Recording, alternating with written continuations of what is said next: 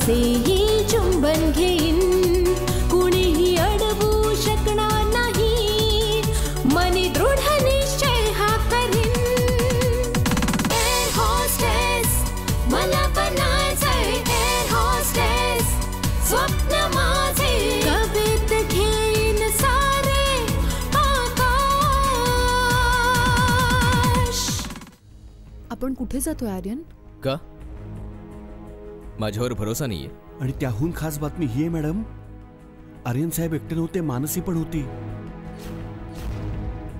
पाहिलंत मिस खंबाटा, ह्याला म्हणतात तू शेर तर मी सव्वा शेर, अशीच काहीतरी म्हण आहे ना? खरंच तुला काही आठवत नाहीये? का मला परत सर्व आठवायला सांगतोस आर्यन? आज असं नेमकं काय झालंय जो तुझा माझ्यावरचा विश्वास डगमगलाय? तुला चांगलंच माहितीये की आम्ही काय बोलत आहोत. तुझी मुलगी मानसी माझा भाऊ आर्यनला घेऊन पळून गेलीये. संध्याकाळपर्यंतची वेळ आहे तुझ्याजवळ रमाकांत. जर माझ्या भावाला सही सलामत तू घरी परत नाही घेऊन आलास ना, तर तुझ्याबरोबर जे काही होईल त्याला जबाबदार तू स्वतःच असशील. चल तू सानिया.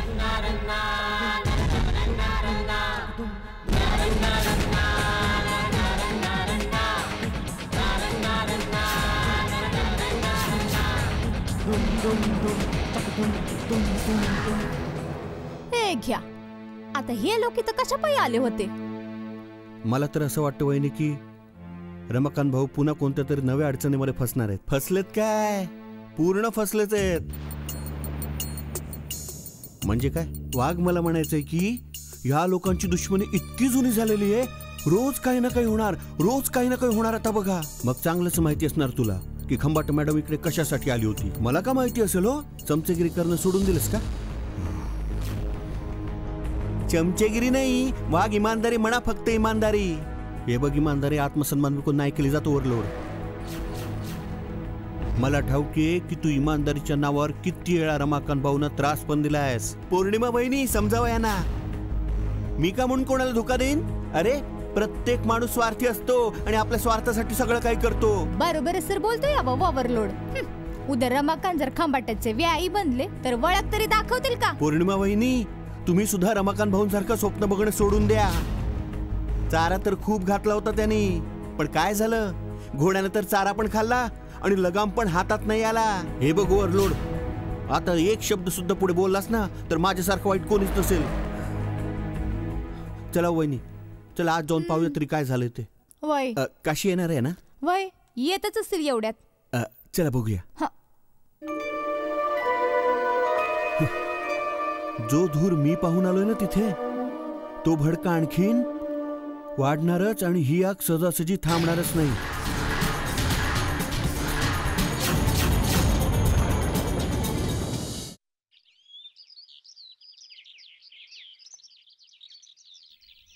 काय झालं मानसी? एक छोटासा प्रश्न तर विचारला मी. काय तुझ्याकडे या प्रश्नाचं पण उत्तर नाहीये? मी तुझ्यासाठी माझं सगळं काही सोडायला तयार आहे.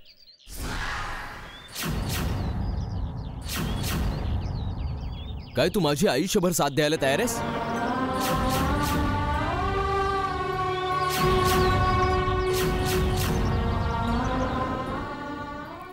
नाही आर्यन, मला वाटतं तू शुद्धीत नाहीयेस. खरं सांगू मानसी, मी आजच शुद्धीवर आलोय. आर्यन, जे मला तू सांगतोयस ते शक्य नाहीये.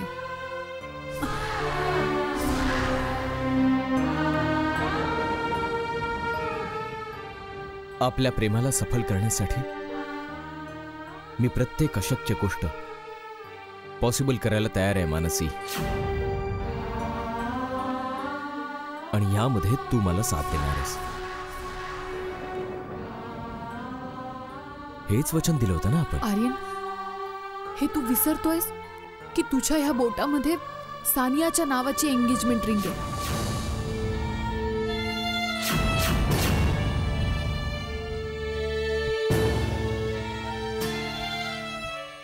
नाही मानसी,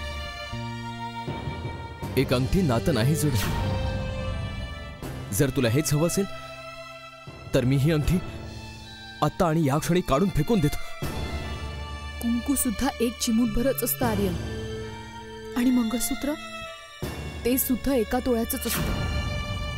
पण एक चिमूटभर कुंकू आणि एका तोळ्याच्या मंगळसूत्राची किंमत काय असते हे तुला नाही समजणार आर्यन.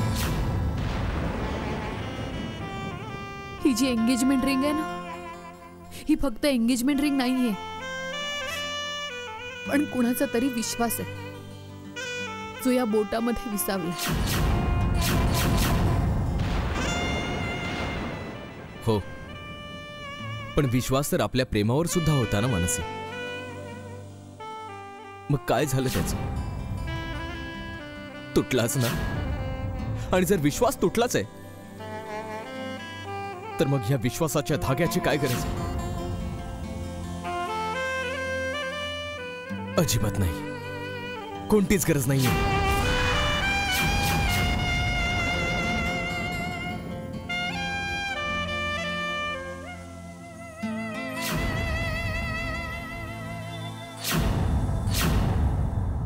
अल्लाह अल्लाह बडा बादशाह है. प्रेम करत असाल तर जुदा व्हायचा विचार करू नका. खुदाचे बंदी आहात तुम्ही, खुद खुदा बनायचा विचार करू नका. हे बघा प्रेमाची निशाणी इथे आहे बेटे.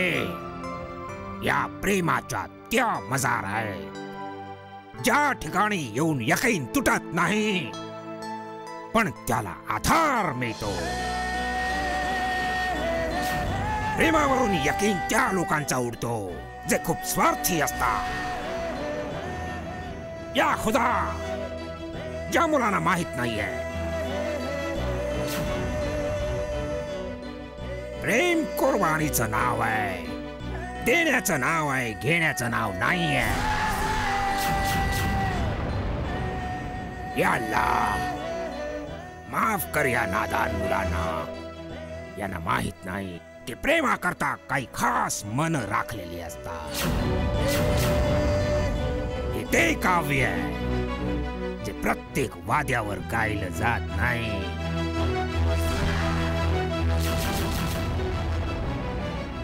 या खुदा रहम कर रहम. आजची रात्र खूप भारी आहे.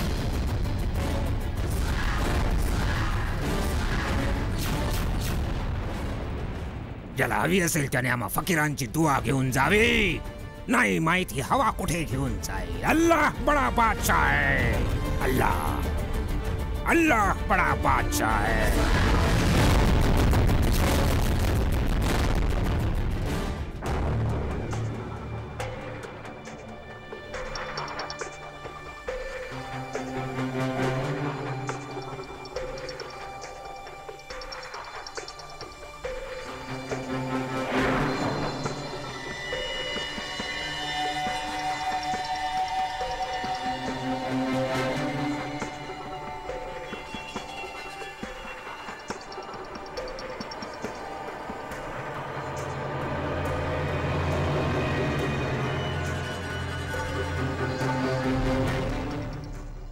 फोन नॉट रिचेबल येतोय पप्पा. प्रिया बाळा, काशीचा मोबाईल सोड. माझ्या मोबाईलवरून ट्राय करतो, कदाचित लागेल. फोनच नॉट रिचेबल येतोय तर कोणत्याही मोबाईलवरून ट्राय करा, काय फायदा. मी बोलून बोलून थकले की मानसीला तिचा पत्ता विचारा, पण हे ऐकतील तेव्हा ना. आज जर माहिती असतं ती कुठे काम करते तर तिथून तरी माहिती मिळाली असती. राहू दे नव्हता आई, सगळा दोष तर तुमचाच आहे. भाऊजीला कळत नाही मान्य, पण काय तुम्हाला कळत नाही की मुलीला इतकी सूट नसते द्यायची. जर ती लगीन करून आपल्या सासरी गेली असती मग ही येळ आलीच नसती. पूर्णिमा,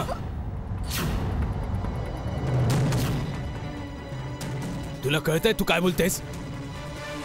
ही काय वेळ आहे सगळं बोलण्याची? आता हे समजा नाही बोलायचं म्या तर मग कधी? जर येळ चांगली असेल मग कुणी असं बोलेलच कशा पायी? अहो वहिनी, थोडा वेळ तरी शांत राहा ना. रमाकांत भाऊ मानसी बाळमुळे काय कमी त्रासलेले आहेत? वरून तुम्ही आगीत तेल ओतताय. मी तर खरं तेच बोलतीया. तरुण मुलीला इतकी सूट द्याल तर त्रास तर होणारच होणार. आता तर मानसी रातपर्यंत घरी आली तर बरं, नाहीतर ती खंबाटा काय करेल काय नेम नाही.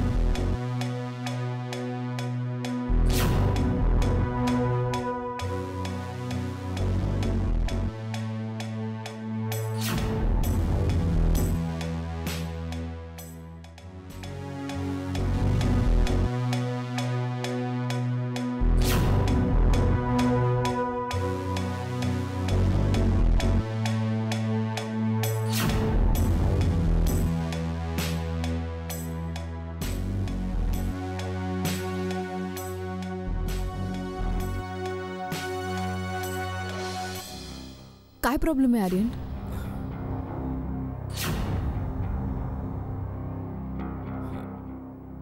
माहित नाही. सेल्फ मारतोय पण गाडी सुरूच होत नाहीये. काहीच समजत नाहीये. कदाचित कार्बोरेटर मध्ये कचरा आला असेल.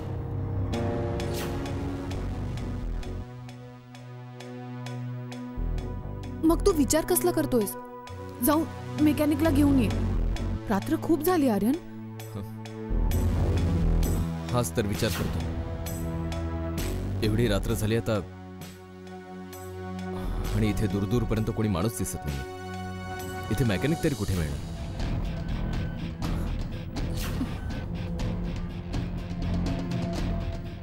म्हणजे काय? म्हणजे अख्खी रात्र आपल्याला इथेच थांबावं लागेल?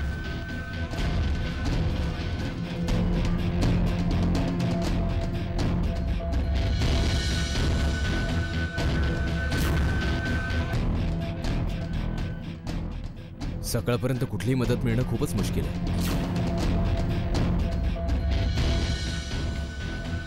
मला असं वाटतंय इथेच रात्र घालवावी लागेल.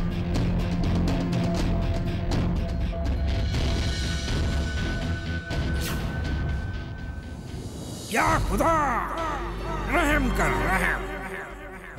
आजची रात्र खूप भारी आहे, खूप भारी.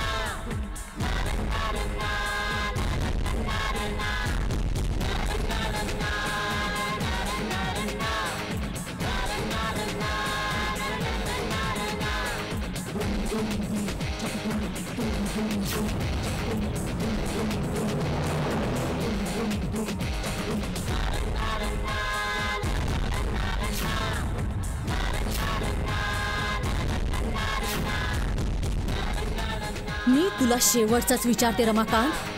सरळ सरळ सांगून टाक की तुम्ही लोकांनी माझ्या भावाला किडनॅप करून कुठे लपून ठेवलंय त्याला. किडनॅप?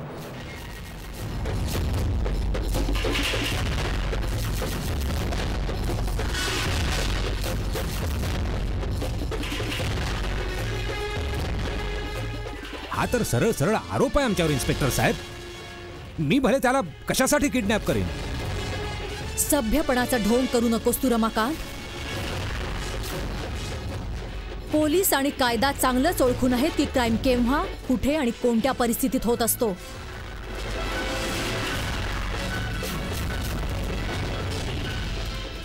माझ्या भावाला किडनॅप करण्यामागे तुझा हा उद्देश आहे की त्याच्या अनुषंगाने तू माझी दौलत हासिल करू शकशील.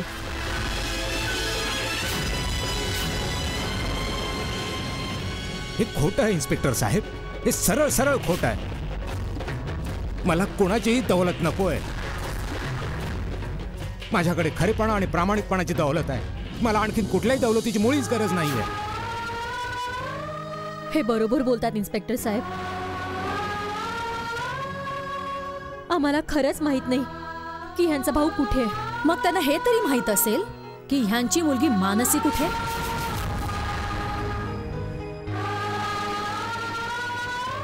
हे काय सांगणार, मी सांगते तुम्हाला. ह्यांची मुलगी मानसी माझ्या होणाऱ्या नवऱ्याला फूस लावून पळवून घेऊन गेली.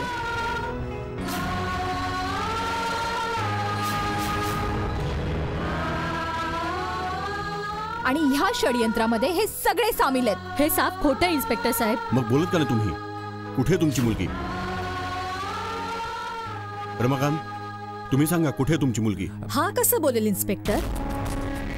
जेव्हा इंटरोगेशन रूम मध्ये 3rd डिग्रीचा वापर होईल ना, तेव्हा आपोआपच ह्याचं तोंड उघडेल बघा. हवालदार, घेऊन चला ना. होय साहेब. इन्स्पेक्टर साहेब, हे बघा, हे पूर्णपणे चुकीचं आहे. तुम्ही माझं ऐकून घ्या. एक मिनिट. अशा प्रकारचा आरोप माझ्यावर अगदी साफ चुकीचा आहे हा. चला. नाही, तुम्ही यांना नाही घेऊन जाऊ शकत. एक मिनिट इन्स्पेक्टर साहेब, मला एका मिनिटाचा अवधी द्या. शांती, तू यांना सांग, तुला माहित आहे का मानसी कुठे आहे? नाही. मला माहित आहे कुठे आहे. हा आरोप सरळ सरळ खोटा आहे. सत्य आपोआप समोर येईल सगळ्यांच्या. तू चिंता करू नको. चला रमाकांत. हो चला.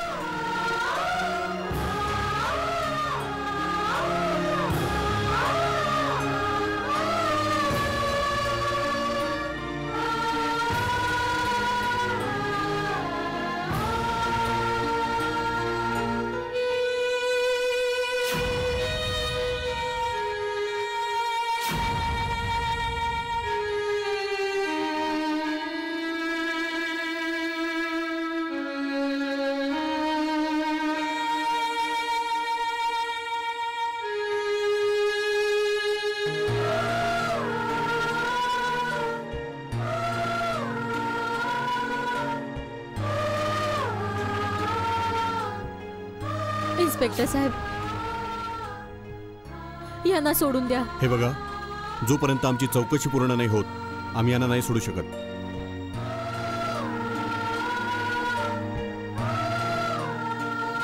चला. भाऊजी, तुम्ही तरी समजावा ना यांना.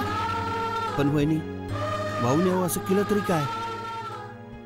मुलगी जर असे कारनामे करत फिरल, मग शिक्षा तर आई बापालाच भोगावी लागल ना. शांतीताई, पाहिलत ना मुलीला मुलगा बनवल्याचा परिणाम.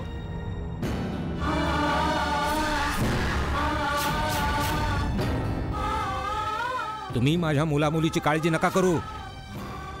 परमेश्वर आहे बघण्यासाठी. तू चिंता कशासाठी करतेस? अरे न्याय पण काहीतरी असतो ना. परमेश्वर सत्याचीच साथ देईल. मी येईन परत. बस गेलो आणि आलोच. चला साहेब.